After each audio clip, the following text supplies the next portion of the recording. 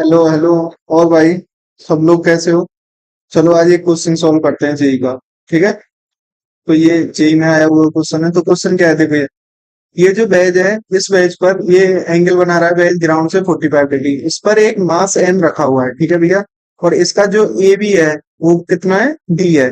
ठीक है। तो मान के चलो कि जो केस वन है हमारा, कि मान लो जो ये वेज की जिस पर मास एम स्लिप कर रहा है वो स्मूथ सरफेस है। और उस पर ए से बी जाने में, कहां से ए से बी जाने में, देखिए मैं बताता हूँ।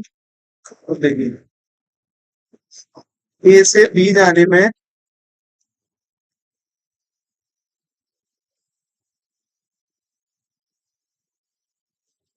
देखिए इस पॉइंट से ए से बी जाने में इस मास एम को स्मूथ वाली सरफेस पर कितना टाइम लग रहा है, टी1।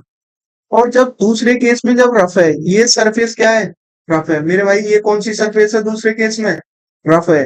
तो जब ये जो मास एम है ए से बी जाने में यहां तक कितना टाइम ले रहा है, टी2। और हमको गिवन है टी2 इक्वल टू एन टी1। जब रफ होगा तो इसका कोई कोफिशिएंट ऑफ फ्रिक्शन होगा। तो उस म्यू की कैलकुलेशन करनी है हमको, ठीक है भैया। तो सॉल्व करें इसको। ठीक है, चलिए देखते हैं। इसको मैं अब हटा देता हूँ, ठीक है। हमको म्यू निकालना है, टी2 इक्वल टू एन टी1 दिया हुआ है। ठीक है। अब देखिए, देखिए क्वेश्चन को सॉल्व करते हैं। हाँ, मैं पेंट ले लेता हूँ, ठीक है भैया। हमको क्या निकालना है, टी2 इक्वल टू एन टी1 दिया हुआ है तो हमको म्यू निकालना है। ठीक है भैया। तो मतलब अगर हमको टी2 पता चल जाए, टी1 पता चल जाए, यहाँ से कोई रिलेशन निकालेंगे, इस इक्वेशन में म्यू छिपा हुआ होगा, उससे म्यू निकाल लेंगे। अब देखिए कैलकुलेशन करते हैं। पहले हम टी1 निकालते हैं। टी1 कौन सा केस था, जब स्मूथ वाली सरफेस थी, जब टाइम टी1 ले रहा था। ठीक है, एनालिसिस करते हैं इसको। मास एम को देखिए, अगर मैं इसकी मास एम की बात करूं तो इसका एपीडी बनाता हूं, ठीक है भैया। इस पर सबसे पहली बात, जो वेज की ये वाली सरफेस है, ये इसके मास एम कांटेक्ट में, तो ये नॉर्मल फोर्स लगाएगा, ठीक है, जो कि इसके सेंटर से पास होगा। मेरे भाई समझ में आया कि नहीं आया? ठीक है।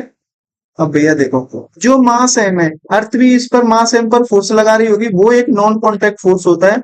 और वो किधर लगेगा, अर्थ के सेंटर की ओर। ठीक है भैया। तो मास एम पर एम जी नीचे की तरफ लगेगा। समझ में आया कि नहीं, अर्थ के सेंटर की तरफ, जबकि नॉर्मल जो ऑब्जेक्ट पर हम फोर्स लगा रहे हैं उसके सेंटर की तरफ और उससे अवे।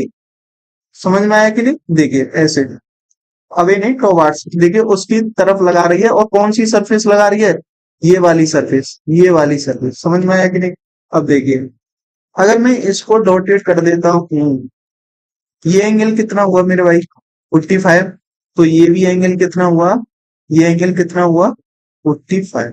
अगर मैं एम जी के कंपोनेंट करूं, ठीक है, तो इधर अलोंग द वेज, इधर अलोंग द वेज कितना आएगा, एम जी का साइन 45 डिग्री। बिल्कुल सही बात, बिल्कुल भैया समझ आ रहा है, बिल्कुल आ रहा है। और इसके परपेंडिकुलर वाली में एम जी का कॉस 45, एब्सोल्युटली। ठीक है भाई।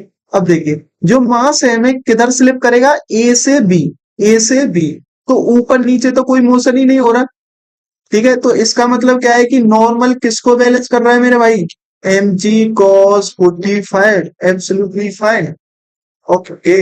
अब हमको टी1 निकालना है ए से बी जाने में। ठीक है भैया, हमको डिस्प्लेसमेंट तो दिया हुआ है ए से बी जाने में, डी है। ठीक है। जब ये यहां से रिलीज हुआ था ए पॉइंट से, तो इसकी वेलोसिटी कितनी थी, यू इनिशियल वेलोसिटी इसकी 0। तो भैया टाइम कैसे निकालेंगे, सबको पता है ना, s equal to u t plus half a t square. समझ में आया? एस कितना है, डी। यू कितना है, 0, तो ये टर्म 0 हो गई यूटी वाली। प्लस हाफ एक्सलरेशन निकालना है हमको, और टी1 स्क्वायर। ठीक है।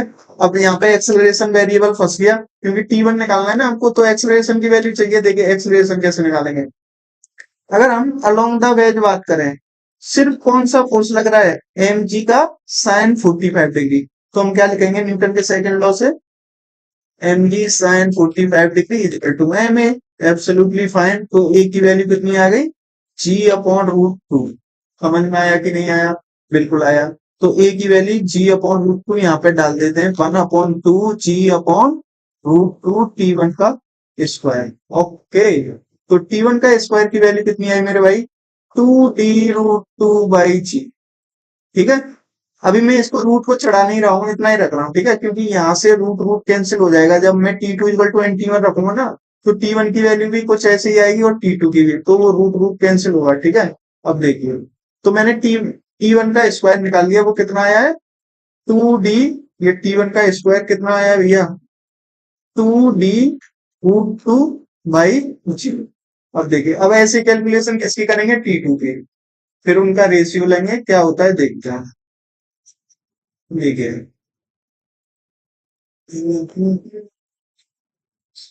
मेरे भाई देखिए, ठीक है, मैं इसको उठा देता हूँ, दोबारा ही बना देता हूँ ना।